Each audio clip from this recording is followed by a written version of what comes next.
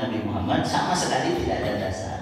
Tapi kalau hadis dhaif itu selaras dengan apa yang disyariatkan, namun riwayatnya lemah. Itu biasanya hadis dhaif itu begitu. Mengapa tetap diriwayatkan? Karena nanti kalau dikumpulkan, hadis dhaif ini bisa berubah menjadi hadis hasan li ghairihi.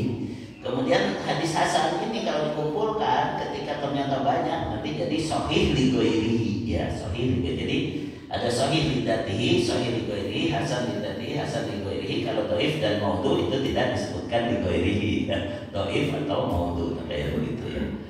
Nah, kemudian ada hadis sahih tentang salat syuruk itu, yaitu dalam sahih Muslim, hadis riwayat Muslim, bahwa Rasulullah SAW setiap kali habis salat subuh berjamaah, beliau tetap duduk di masjid sampai matahari terbit, summa qoma wa ansarafa. Kemudian beliau berdiri lalu pulang. Nah, ini masalahnya, orang-orang sering sepintas tahu menganggap Rasul berdiri langsung pulang. Kenapa disebutkan berdiri? Maksudnya koma itu mendirikan sholat. Beliau berdiri lalu pulang aja, pulang ngorondang, itu mungkin kan gitu. Jadi kalau memang betul beliau hanya pulang saja, nggak akan disebut koma, nggak akan disebut berdiri lalu pulang. Maksudnya berdiri sholat lalu pulang gitu. Nah, salah satu riwayat ketika pulang beliau bertanya kepada Aisyah, hal indakum syai'un, apakah kamu ada makanan? Tidak. Karena sudah siang kan gitu, tidak ada makanan. Idan ini soal kalau begitu saya akan saum hari ini. Nah, itulah asal-usul saum mutlak disebutnya. Saum di hari apapun boleh, asal belum makan saja. Saum kalau saya nggak boleh kan dalam minum gitu. Jadi saum di hari apapun boleh. Ya. Itu namanya saum mutlak. Ya. Karena Rasul pernah pulang dari masjid, nanya ada makanan nggak? Nggak ada. Kalau nggak ada ya udah saya saum saja hari ini. Gitu.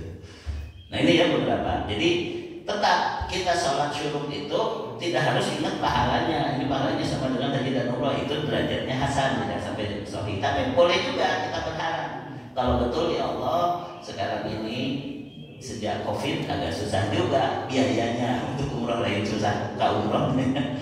Maka mudah-mudahan dengan sholat syuruk ini saya tercapai niatnya dulu. Mudah-mudahan nanti juga dimudahkan untuk bisa berangkat umroh dan haji. Amin ya semuanya ya.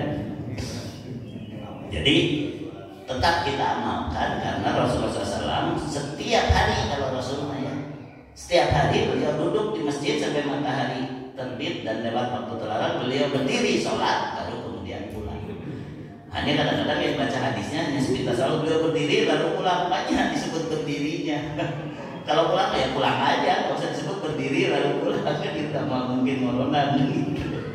Jadi beliau berdiri itu maksudnya berdiri sholat dulu, berdiri sholat 2 rakaat baru pulang. Begitu, itu mah hadisnya sahih, ya, hadis riwayat Muslim. Ya, jadi intinya ini masalahnya seperti kemarin lebaran hari Kamis, hari Rebo, ya sudah silahkan kalau anda punya dasar, hanya nggak usah menghakimi orang lain dengan dasar anda. Bisa ngerti kan? Yang mau sholat syuruk silahkan, yang enggak juga ya sudah. Misalnya saya merasa itu dhaif, ya silahkan saja, nggak ada masalah. Kenapa? Karena ini pun ada dasarnya, begitu maksud saya ya. Contoh perbedaan kan sudah saya beritahukan, seperti sholat subuh.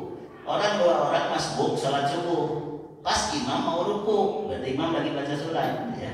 Di rakaat pertama, setelah imam salam di rakaat kedua, yang satu berdiri lagi, yang satu langsung salam. Yang berdiri lagi, kenapa Anda berdiri lagi? Karena saya belum dapat Al-Fatihah, imamnya sudah hampir ruku. Yang salah bagaimana? Karena saya sudah dapat ruku bersama imam, maka saya sudah dapat rakaat. Maka ketika yang berdiri lagi mengatakan kamu kurang subuhnya, karena kita belum dapat Al-Fatihah imam di rakaat pertama. Jadi saya tambah 1 rakaat lagi. Berarti dia menganggap temannya hanya 1 rakaat sholat subuh. Lalu temannya kan bisa menilai dia, saya malah heran kamu sholat subuh kok 3 rakaat.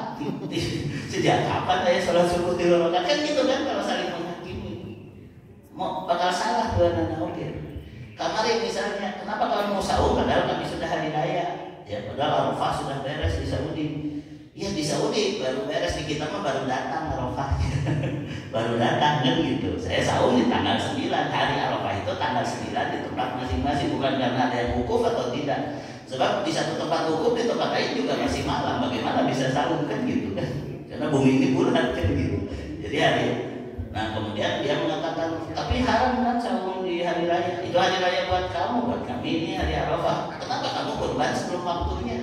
Tanggal salapan geus kurban itu malah diterima. Kalau orang menghakimi malah yang mau benar gitu. Sudah aja masing-masing punya keyakinan dan sudah cukup gitu kan. Karena sama-sama punya dasar. Beda kalau bid'ah, beda kalau maudhu tadi ya, beda kalau hadisnya palsu atau bid'ah. Itu mah harus dijelaskan sampai jelas. Ini mah bid'ah. Tapi kalau dhaif itu masih ada kemungkinan ini hanya khilafiyah, hanya perbedaan pendapat. Nah gitu ya. Jadi kita harus ngerti sampai ke sana karena bicaranya akidah. Bicaranya akidah itu mulai dengan semua orang ingin taat kepada Allah dan Rasulnya, lalu kemudian dasarnya mana? Nah itu yang penting mah, dasarnya. Ketika ada dasarnya ya sudah saya maklumi Anda punya dasar seperti itu.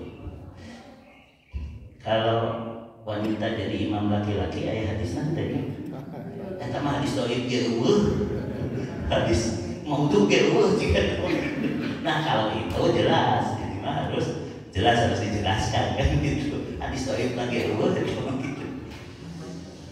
Nah begitulah dalam penerang. Baik sedikit saja menyambut bulan Muharram, kita harus ingat bahwa Allah mempergilirkan malam dan siang itu untuk jadi pelajaran ya. Surat An-Nur ayat 44, yuqallibullahu al-laila wan nahara inna fi dzalika la'ibratan liulil absar. Allah telah mempergantikan malam dan siang, sesungguhnya ada yang demikian itu terdapat pelajaran yang besar bagi orang-orang yang punya penglihatan atau orang yang punya mata hati ya. Membalikan itu seperti ini. Nah, ini membalikan. Itu juga ayat ini surat An-Nur 44 ini menunjukkan bumi itu bulat ya.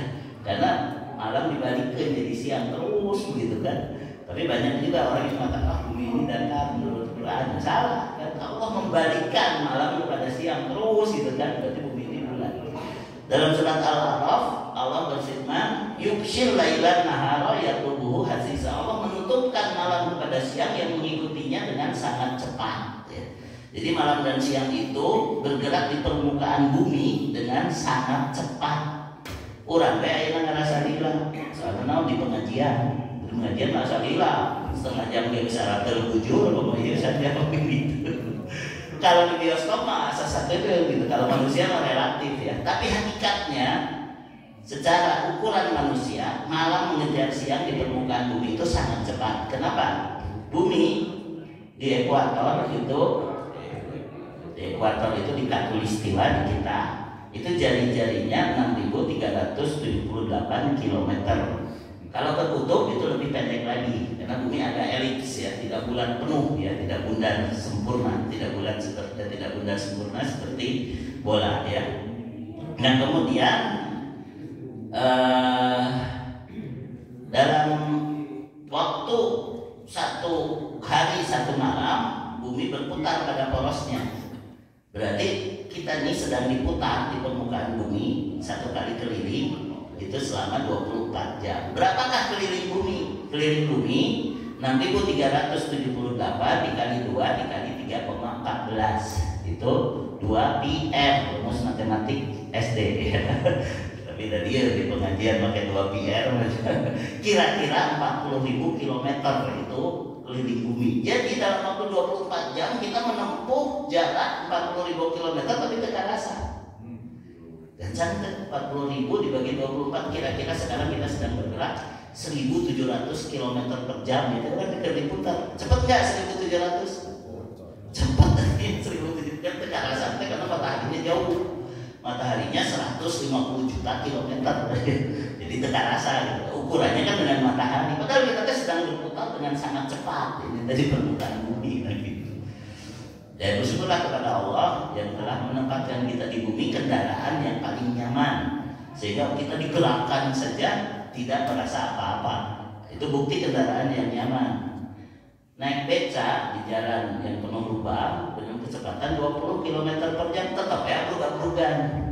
Tapi naik Alphard, naik Velfire di jalan tol 150 km per jam sare kendaraan yang paling nyaman membuat kita tenang gitu kan. Ya insya Allah hari ini saya mau ke Jakarta naik kereta. Ya kereta itu kan cepat ya, tapi enak kereta. Kamu kereta makan seru datar ya kayak begitu ya. Jadi kenapa di bumi kita nggak merasa diputarkan dengan sangat cepat? membuat kita nyaman di permukaan bumi, maka kita harus bersyukur. Nah, kemudian salah satu bentuk syukurnya kita akan masuk kepada tahun 1445 Hijriah. Maka bagaimana hukum-hukum di bulan Muharram? Yang pertama, bulan Muharram termasuk bulan haram atau bulan suci. Surat At-Taubah ayat 36. Inna iddata syuri indallahi isna asyara syahran fi kitabillah. Sesungguhnya bilangan bulan di sisi Allah ialah 12 bulan dalam ketetapan Allah waktu Dia menciptakan langit dan bumi.